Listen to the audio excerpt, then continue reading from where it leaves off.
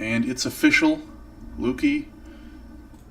We are live. How are you doing today, my friend? I'm doing amazing. So thanks for hosting me on the Visto show and happy to be here.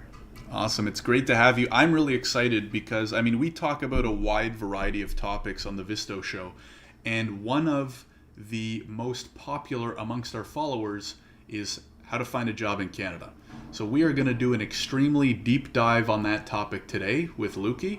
Before I get into it, I just quickly want to say thanks everybody for those who are tuning in live. Please feel free to say hello, let us know where you're tuning in from, and if you have any questions for Luki, please feel free to throw them in the chat. Again, the topic today will be more jobs focused. So for the immigration type questions, I might suggest, leaving them in our Facebook group or checking out our page. I also go live personally. Today's going to be a little bit more jobs focused, but anything related to jobs, please do throw your questions into the chat. Before we get into it, Luki, thanks again for coming on the show. Can you please tell everybody just a little bit more about you? Sure, yeah. So I'm originally from Indonesia. Most people are curious about the last name, and it's pronounced Danukarjanto. But I grew up in the Toronto area and ended up as a management consultant with one of the big four for over 12 years. And then recently I've started, well, not so recently, it's been 5 years already, 6 years. I started my own venture as a career coach. And I like to say that I found my purpose helping others find theirs. So anything from the job, resumes, interviews, networking. I used to run the campus recruiting program and do a lot of talent management stuff when I was working at the Big Four firm. So I do know a lot of like resumes, interview, networking experience from firsthand. And yeah, now I work with a lot of schools, universities, not-for-profits, individuals, then just helping people with a lot of things, mostly focused on soft skills, to be honest, right? And uh, generate and some additional personal and professional development from like the stuff that they didn't know that they could learn, right? They thought they were born with it or not. Stuff like emotional intelligence, effective communication, even networking, right? Everyone says you have to network, but nobody teaches you how, right? So getting to that. So yeah, that's a bit about me. And yeah, thanks for having me on.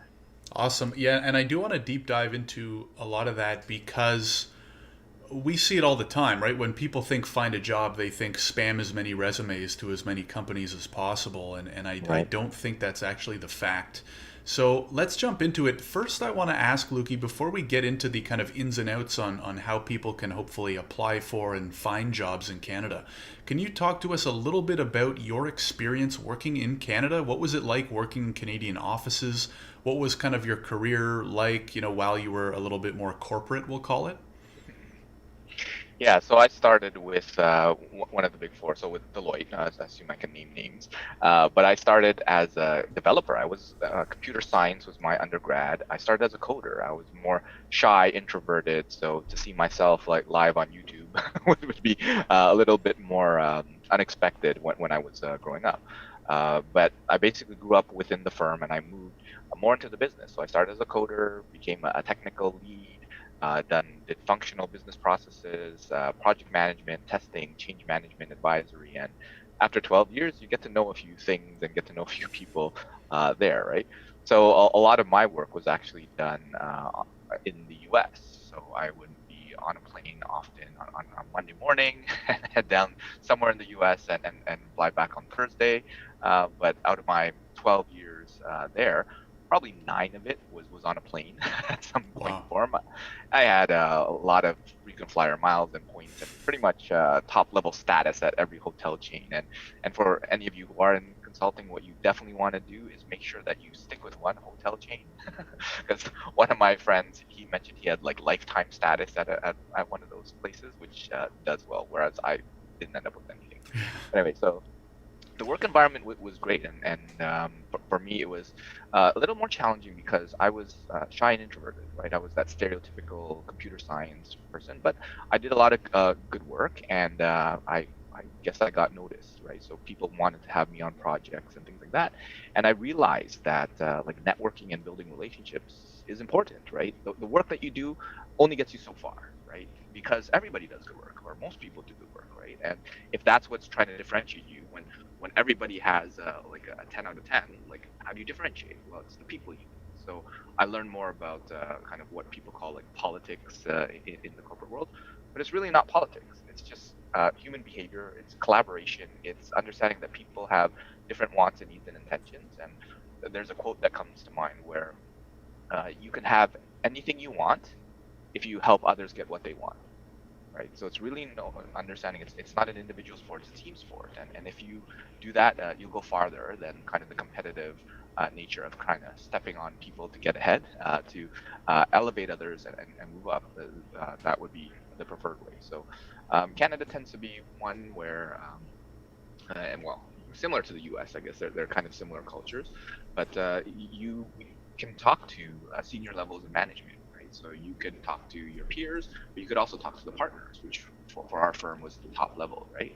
For a lot of Asian or Eastern workplaces, the hierarchy is intact, and don't you dare go above or other levels. But there's a lot of open doors where a lot of companies actually welcome that, right? So when talking to some newcomers, when they say, well, you can reach out to like the director, VP, or whatever of that, like, really, I didn't think that was possible. So getting used to some of that, and yes, you still want to respect the hierarchy and their level and stuff like that. So it's not like a hey bro, how you doing type of conversation, but you can have kind of meaningful conversations with senior folks, right? And yeah, Hmm. I think for me, I was a sponge, and I learned a lot and grew, and I took chances and stuff like that. And maybe I was too naive to know the difference that I might actually fail and not be able to do it successfully. But I guess um, for the luck that happened, I was able to get through it pretty well. So yeah, that was a bit on my experience there, and hopefully that provided some insight for folks. Awesome. And yeah, I'm sure it did. And we're going to get into more detail on getting jobs, applying, all the nitty gritty stuff. Right before we do that, Luki, can you talk to us a little bit about your career transition into what you do now, right? Which is more around career coaching, personal development, all that kind of stuff. What brought that around? Yeah, the short answer is family, right? When I mentioned before, I was traveling a lot, right? So when you're on the road, when you have like super elite status, that means you made at least 100 flights over the year, which basically means Jeez. every week you're going back and forth, right? So that's not necessarily a great uh, place to be when you're starting a family. So I was watching my kids grow up kind of like this, right? We would FaceTime, we would video chat, and he was learning to walk and talk and roll. And when I do a workshop, I usually get a few pity aw, Hmm. right? Just and that. And I realized this wasn't the type of dad I wanted to be. So I took some time to reflect and figure out what do I want to do. And in what I do, I say that I found my purpose helping others find theirs. And I've kind of walked through like the journey that I took. Well, this is what I did. I read a lot of books. I learned a whole bunch of things, spoke to a lot of mentors, and found out, okay, there's more to life than money. There's more to life than titles. There's more to life than that, whatever people think. So it's figuring out whatever you want, right? Hmm. So my transition was I tried to risk mitigate my way out because I was a senior manager. Next step would have been partner, which is kind of C-level executive. So a lot of people were like, "What are you doing? Leaving a very lucrative career path, a very prestigious one as well." But I was always kind of entrepreneurial. I wanted to kind of explore. I wanted to open up a restaurant and a tutoring school way back when, but Hmm. I was too chicken, right?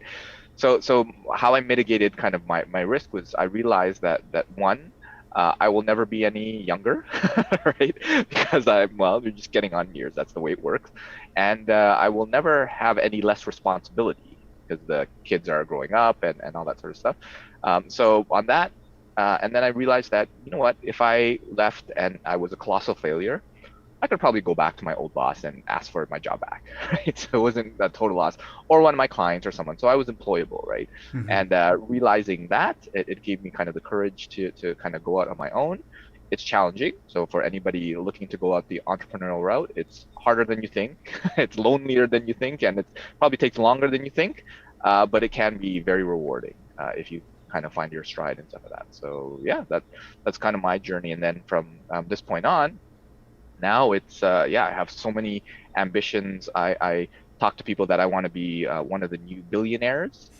which is to positively impact 1 billion people, Hmm. right? So, Very cool. and then, but the joke is to ask each one for $1 afterwards, right? So, but hopefully it's more the impact than the money, because like yeah, money is a thing, but at the point, like at my point, I'd rather have more people show up to my funeral than dollars in the bank account, right? Right. So yeah, and if I can uh, do some good along the way, that's kind of my hope. Awesome. That's great to hear. And so, Luki, I want to get into jobs. There's 100 ways we can, approach or attack this topic. Let's start with I mean, I see it every week, right? Where obviously Visto works in the immigration space. Immigration almost kind of goes hand in hand with employment and finding jobs. And especially due to COVID, there's more struggles than ever. What are the biggest struggles that you're seeing, whether it be on the ground right now or just in general when working with clients? What are some of the biggest problems that you see for those who are trying to find jobs in Canada, outside of Canada, just in general? And then maybe we'll get into the weeds once we start there. Yeah, I think one of the first things is a lot of folks and their mindset, right? It's a trying time. If you just lost your job, if you're unable to work, and like you might get infected, you might get all sorts of things. People aren't in a great mindset, right? They're not thinking good thoughts and all that, and that carries through the job hunt process, right? So especially if you end up doing an interview, right? That stress that you're feeling ends up showing itself, right? So for Mm-hmm. folks to realize that as trying, as challenging as everything is, they're probably in a good spot, right? The fact that they're even being considered to be immigrating to Canada, that's a great step. The fact that they are in Canada, right, is probably a good place to be. So having things like gratitude practices and all that, just to get their mindset on the more positive side, so they can focus on what they want to do. I'd encourage folks to start thinking about that. Um, but I think you alluded it to as well, where a lot of people, and not just in this climate, but in general, try to subscribe to that whole kind of spray and pray method, where they just apply to 1 billion jobs however they can, multiple a day, and hope and pray, right? They copy and paste and send them all out. Whereas I think it needs to be done differently, right? I encourage more folks to take a more targeted approach, right? Because there are so many newcomers. There's so many qualified local folks as well, right? So how do I differentiate it between you and the 100, 500 other applicants that are out there, right? They're all just equally qualified. And if you're hoping to play the numbers game, you might as well buy a lottery ticket, right? Is almost the odds of that. So what I generally recommend folks to do is take a look at their experience, all the stuff that they can do, what they've been great at, and what they've demonstrated, and figure out how to apply that to companies in Canada, in whatever country whatever city they're going to end up in, and focus, right? So who are the Canadian equivalents of whatever company that you work for back home, right? What are their competitors and what are they? So if you work for a bank, then you should know the Canadian banks. If you telecom or whatever, manufacturing or accounting, whatever it is, find the Canadian equivalents, right? But not just the big guys, right? The second tier, the third tier, all that sort of stuff. Uh, and then if you're not here, well, you can still go and apply online, right, and do that. But we talked a little bit about networking, right? So using things like LinkedIn and connecting with people, and not connecting for the purpose of getting a job, right? Which is, I think, one mistake that most folks make. Connecting with the purpose of being curious and interested, add value, and building a relationship with this person, right? Mm-hmm. Because if you think about it, so let's say you have the fortune of being connected with someone at a company that you want to join, right? Who are you? Like, do they know you? And why would they refer you in? Why would they make a bet on you if they have no idea who you are, right? Versus you've taken time out before you get all the immigration documents ready, maybe a couple of months, hopefully, if you're that proactive, and you've helped them, you gave them some insights, you shared some articles or posts or whatever, and they can just feel that you can do good work for them, right? Then the referral that comes in is much more meaningful than just, hey, I met this guy online and he seems okay, right? You should take a look at him. Versus, Right. wow, this person, he shared like all these different articles and he compared and contrasted the work environment here with how it is in their home country, and gave me all these new technology platforms that they're using that I think might be applicable for us, right? And Absolutely. some of that takes only a few messages here and there. So Absolutely. yeah, I'd love to, Luki, kind of break it down step by step because a lot of this information is super helpful. We also have a bunch of free guides in the Visto portal for those of you tuning in who might need more help. And again, if you do have questions for Luki, feel free to throw them into the chat. Can we go through, Luki, step by step? Let's say you're sitting, let's say you're, you know, at the beginning of your career, software engineer. Let's say you're sitting in Brazil and maybe you're waiting for PR application or you're trying to get your score up and whatever. You're trying to find your first job in Canada. sure. What would you do? If you can, like, obviously not crazy detail. I mean, I want to respect everybody's time, but, Yeah. how would you go about this? Where does the resume come in the process? Where and when would you network? Like, if you could break it up into steps and say, Luki's sitting in Brazil right now. He's trying to find a job in Canada. What exactly would you do or recommend others do? Yeah. So I just graduated. Do I have any work experience or no? Let's say you have a few years of work experience. Okay. So I'm a software developer in Brazil, and maybe what's 3 years of work experience doing some coding or something, right? So what I'd probably do is go on to LinkedIn, go on to the job boards, right? So the Indeeds, Monster, Workopolis, and all that sort of stuff. Canadian Job Bank, there's a whole bunch of them, and basically find some job postings, right? Uh, Front-end developer, Android, iOS, web, whatever it is that you do, find one of those, right? Um, and then basically take a look at some of the job description and the requirements. So take a look at the responsibilities, all the requirements and qualifications, and take a look, like, can I actually do them, right? Have I done it before? Have you done it in work, in school, or whatever, right? And that's where I start with kind of the resume part of it. But before I even go there, what I would do is to say, okay, what makes me more competitive in this particular space, right? So if I have work experience in a certain company, so maybe mine is a tech company, but they do like supply chain technologies or something like that, or educational technologies, or banking, or financial, right? Those are the types of companies that I would target from a Canadian perspective. So find the equivalents in Canada. Like, do you have a Canadian competitor?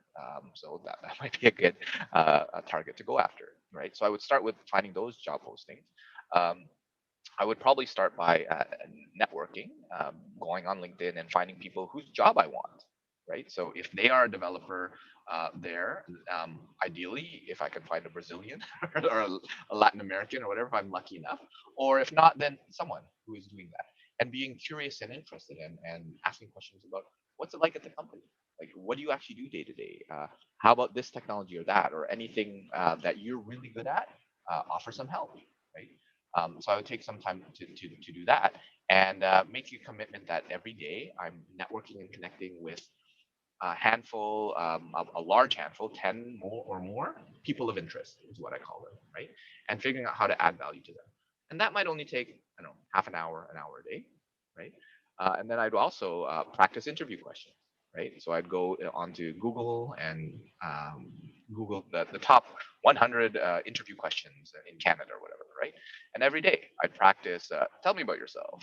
Where do you see yourself in 5 years? What are your weaknesses or whatever? Because there's a difference between being able to deliver the question and knowing the answer, right? It's intellectual versus experiential, right? So practice with a smartphone, with Zoom, with whatever, with a friend if you can. And again, that's another half hour, an hour. So the rest of the day is on the applications, right? So going and on those job boards, tailoring my resume, and I encourage folks to spend that time, right? Because if they're just sending whatever version of their resume they are to everybody and anybody, well, it's not necessarily tailored enough to fit the job description. I usually use the analogy of the game of bingo for resume screening. So in the game of bingo, for those that don't know, you get a card, 5x5 card, and it says BINGO and five numbers underneath it, right?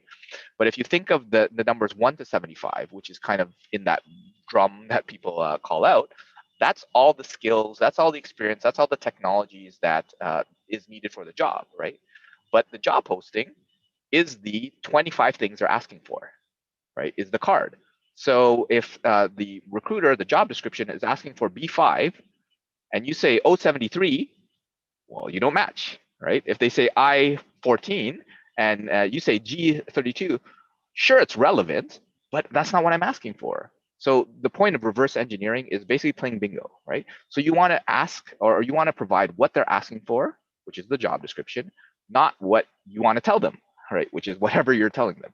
So taking that time, and a lot of folks say, well, but it's easier for me to do like just a resume to everybody. And I would say that, well, it's the difference between being effective and efficient, right? When you tailor it, you're being effective because you're focusing on what they want. When you're just sending it to everyone, you're being efficient, but that doesn't mean it's going to reap the same results, right? So I would do that, and then try to, if you can. And I guess it's more interesting in this remote environment. Is there, let's say, volunteer organizations or like software development communities where I could increase my experience, my portfolio? Software dev, they have your GitHub account, all the different portfolio of stuff like that. And for any other profession, I would find the equivalent. Like, how can you demonstrate that you know how to do things, that it's demonstratable within the Canadian context, right?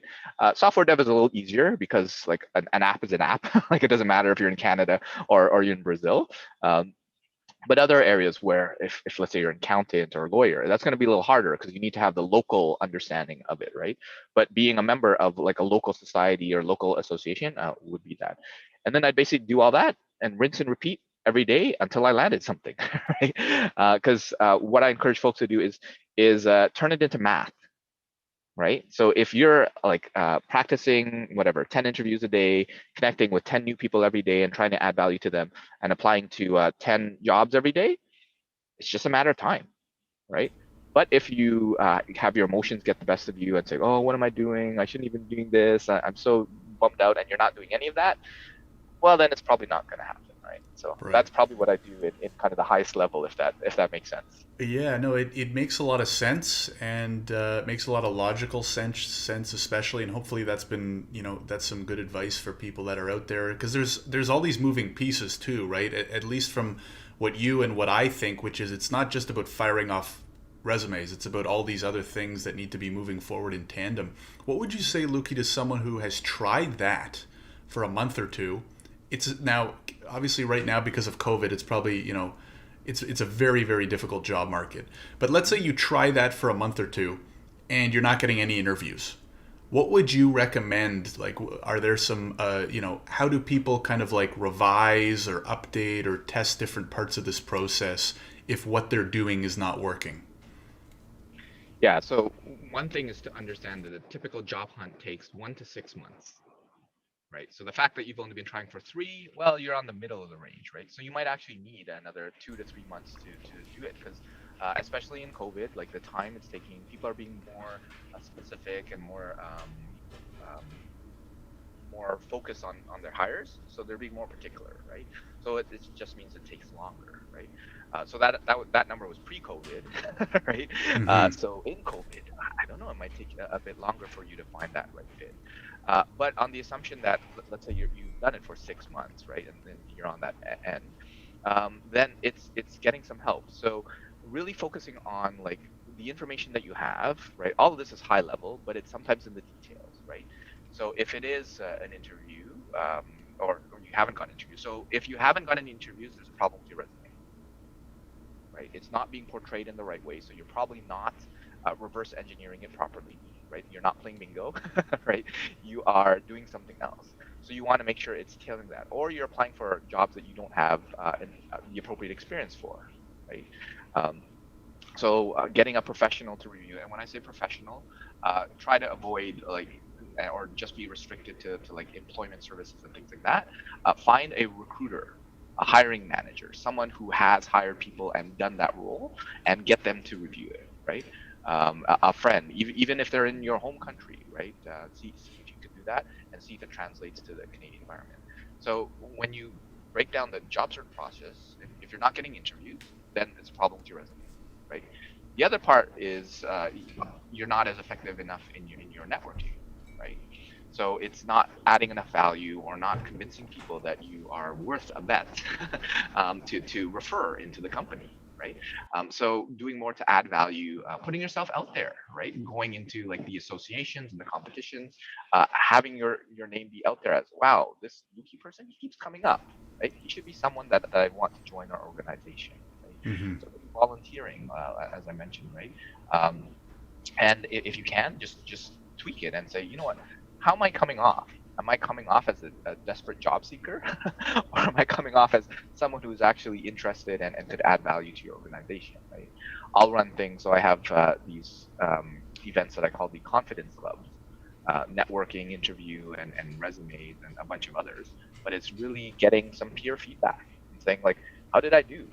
Did I come off as like a sleazy salesman that I just want you to refer me to a job, or did you feel like there was a connection and that I cared and stuff like that? Same with Mm-hmm. interviewing, right? So I still encourage you to practice interviews, even if you haven't been getting them, and then get some candid feedback. Like find the most critical person that you know, and get them to provide feedback. Versus sometimes your best friend is like, yeah, it was good, right? But Yeah. that feedback is not helpful. And then be prepared for someone who is a professional to rip your resume to shreds, right? And sometimes you need to have a paid service, right? So there's a couple of people who will do like resume critiques and stuff like that. Um, and sometimes there's guarantees, sometimes there's not. So yeah, I would probably sum that all up with get some help. Absolutely. And if somebody does want to get some help with you, I mean, Luki, so for those of you who are members of the Visto community, you can actually find Luki and his services listed in the Visto portal. So definitely check it out if you haven't already. I keep looking to the right because my cat is jumping around the kitchen right now because it's lunchtime. I may have to switch the timing of the Visto show to after lunch from now on. But Luki, let's say someone is frustrated, they're stuck, or they just want help, whether it be their resume, their strategy, mentality, personal development. Where do you recommend they go to get in touch with you? Other than, of course, they can find you on the Visto portal, or if they want to learn more about you and get in touch, where do you recommend that they go? Yeah, I would say connect with me on LinkedIn is probably the best way to do so. But I have tons of videos on YouTube, a podcast as well, depending on how you like to consume your information, more video or audio, and a blog as well. But yeah, LinkedIn is probably the best way. And I'm very approachable. Reach out, ask questions. If I can be of help, let me know. I'll probably point you to one of those resources. And yeah, if you want more of my time and availability, happy to take you on this journey to find your the career and the job that you love. Awesome. That's great to hear. We will post some of those links in the description, whether on YouTube or Facebook, wherever you're watching us. Luki, thanks again for coming on the show today. I really appreciate it. My pleasure, Josh, and hopefully we'll do this again. Absolutely. Thanks everybody as well who tuned in live, or if you're watching after the fact, make sure to check out Luki and all his stuff. If you haven't already, sign up to the free Visto portal. Luki's listed in there with all of his prices, all of his packaging. We also have, of course, the free platform full of information on immigration, express entry, study permits, work permits, all that fun stuff. So don't forget to check that as well. Thanks again for tuning in, everybody. Have a great rest of your Friday if you are watching live. Otherwise, take care, and we'll see you in the next video. Take care, everybody.